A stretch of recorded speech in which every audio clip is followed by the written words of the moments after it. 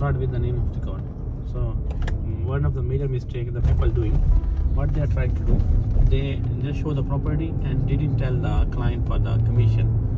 And once client come to the office, let's say he agreed with the price 100k and you're charging commission 5% and you didn't tell him the commission is 5,000, 6,000, 7,000 or 8,000, whatever you're charging. And once it's coming to the office and you speak to him, sir, the price is 120 but I give you 110, so the commission is 10,000. So definitely he will not agree. So once you do the viewing, same time tell him, sir, the commission is 10,000. If he's agreed, bring to the office. If he didn't agree, leave it for that, the commission. Don't waste your time and don't waste the office time and don't waste owner time, because definitely you call the owner, sir, I have the customer, he's willing to buy the apartment or take the apartment, and once he come to the office, no, I will not pay the commission, he run away.